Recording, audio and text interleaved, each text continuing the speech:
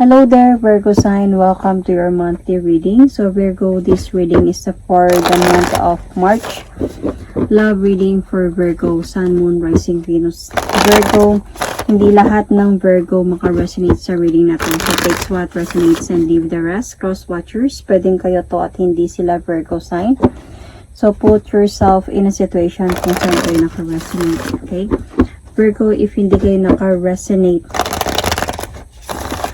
sa reading na to, please to check your other placements. Your sun, your moon, your rising, your Venus sign dahil pwedeng doon kayo maka-resonate at hindi dito. So, especially your moon sign. So, if hindi kayo naka-resonate at all, then hindi to para sa inyo. So, let's start. Virgo, March, love reading for Virgo. March, love reading. Virgo, sun, moon, rising, Venus. Virgo, March, love reading for Virgo, Sun, Moon, Rising, Venus. Virgo, March, love reading.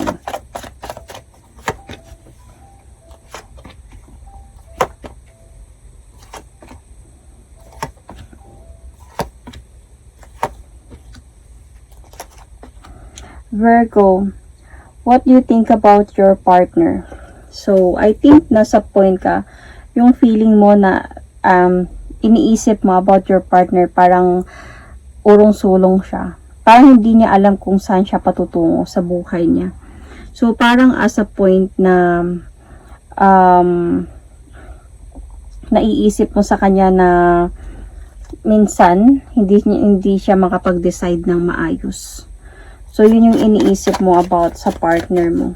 Wait lang.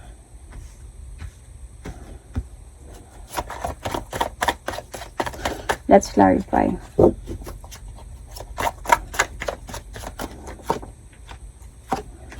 Virgo, parang nafe-feel mo parang hindi siya nakakatulog ng maayos. Kasi parang I think you're aware about this Virgo na kung kanino siya mag-offer ng new beginning. So, I think nasa point na alam mong nabibigatan ka na sa mga nabibigatan na siya sa sitwasyon and parang hindi niya pa din alam, nako-confuse siya or nadjujuggled siya kung kanino siya mag-o-offer ng new beginning. So kaya minsan naiisip mo parang hindi na to nakatulog ng maayos. So yung iniisip naman ng partner mo about sa'yo is nag-o-observe ka sa situation, may alam ka na, hindi ka na inosente sa mga nangyayari. Kasi ito na nga yung iniisip mo, 'di ba? Baka nag-gather ka ng information, baka may nalalaman ka na, nag-start na napansin mo sa kanya na parang may pagbabago. So, see, iniisip niya na alam mo na may iba. Kasi may iba talaga itong person mo. And, iniisip niya na alam mo na to. And parang nakafocus ka talaga on gathering information, the truth dito sa sitwasyon na to. So, yun yung iniisip niya sa'yo. So, what do you feel about the relationship? Parang cold na, malamig na, parang empty na, parang ganun na yung nararamdaman mo sa relationship na meron kayo. Parang bored na, may mga changes na kasi. Parang every time na nakikita mo yung person mo, parang palagi na lang siguro siyang namumblema, ganyan. Hindi makausap ng maayos. Yung feeling mo kasi dito, parang gusto niya na ding umalis, parang ganyan. Parang nagpaplano na siguro to siya umalis. And parang, yun na nga, nakikita mo dito sa kanya or nafe-feel mo sa kanya na parang palagi siyang na-stress. Parang hindi siya nakakausap ng maayos talaga. Palaging pag nag-uusap kayo, palagi siyang tahimik. Or minsan, kung nag-uusap kayo like personally, hindi siya palagi mapakali. Parang may something na, kaya nag-o-observe ka dito, nag-stalk ka ba, nag-gather ka ng information, at I think may nalalaman ka na about this. So, ano yung feeling ng partner mo about your relationship? Parang as a point na nadja-judge mo siya sa mga ginagawa niya. I don't know if you tell this person, your person, na may alam ako, or as a point lang na parang or na-confront mo ba siya or hindi. Kasi feeling ko malabo pa malabo pa na parang wala pa talagang clarity, pero may nalalaman ka na. So siguro parang hinala, ganyan, lagi kang siguro nagtatanong, kumbaga hinuhuli mo siya in a way. Ganun ata yung nakikita ko dito, hinuhuli mo siya, kaya naiisip niya na may alam ka na, pero wala ka pa talagang like nabigyan ng, hindi mo pa siya talaga binigyan ng clarity na may alam na ako, kasi nandito may alam ka na. So kaya nararamdaman niya sa relasyon na to, parang might be you are judging him sa ginagawa niya, kasi parang the way na reaction mo about him is parang hinuhuli mo siya parang hinuhuli mo siya, tinatanong mo siya, tinatry mong paikutin yung mga kwento para mahuli mo siya. So parang nararamdaman niya parang parang may alam ka na, and ginajudge mo siya sa mga ginagawa niya. Judgment. Parang papatapos na to, patutuldok na to pag malalaman niya. So, how about your level of attraction sa partner mo? Di ka na sure. Di ka na talaga. Parang you wanted to make a decision na. Let's see. Virgo.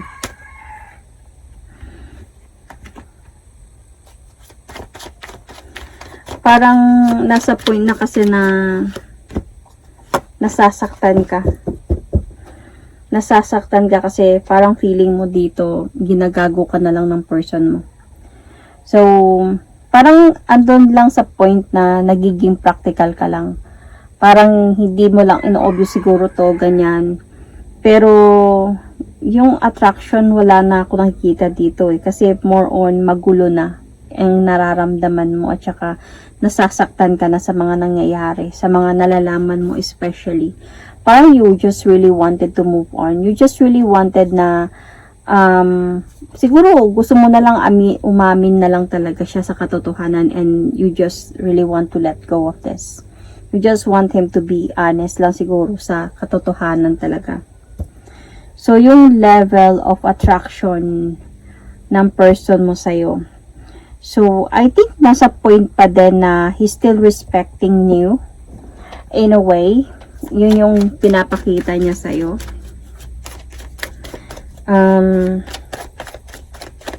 Let's see. Kung mag-asawa man kayo dito, if ever, is ginagawa niya pa din yung kahit paano yung responsibility niya.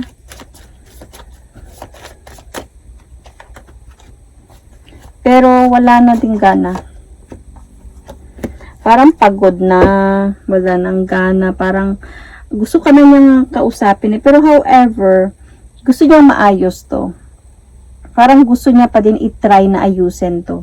Might be kung may asawa mo man to, for the sake of the family, for the sake of marriage. Gusto niya pa din na mag-offer ng second chance, could be new beginning, another chance could be. So, gusto niya pa din maayos to. Gusto niyang i-try na ayusin tong sa inyo. Pero ramdam niya na kasi yung kawalan ng gana. Yun. Or hindi mo na na-appreciate yung relationship. So, parang yung love dito, natatabunan na siya ng mga ganitong situation. So, ano ba yung possible dito outcome? Yung person mo mako-confuse talaga to, very challenging itong relationship nito or marriage ba to. Mako-confuse to siya sa decision niya mangyayari dito.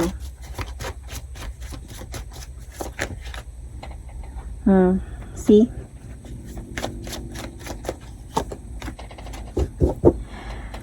There is a possibility na mahirap to. Parang ikaw naman na siguro dito ang parang mawala na talaga ng gana sa pagsasama ninyong dalawa. Dahil sa ginagawa niyang panloloko. Parang feeling ko, you just really want justice here. You just really want some clarities. And there's a possibility na ba't hindi kayo mag-uusap talaga dito because of the clarity. Kahit pa yung kayo pang dalawa. Kahit kayo pang dalawa dito, there's a possibility hindi kayo mag-uusap nito. Parang magdededmahan, ganyan. Darating yung araw. So, sobrang magiging challenging to para sa kanya. Kung ipaglalaban niya pa ba tong relationship na meron kayo, or marriage ba to, or magpapatuloy na siya sa pag-walk away. Kasi nakikita ko dito ikaw, parang nasa point na mabubuo kasi sa decision mo na nagloloko talaga siya. I think nalalaman mo yun. Pero ang nakikita ko, gusto mo lang kasi ata siyang hulihin talaga.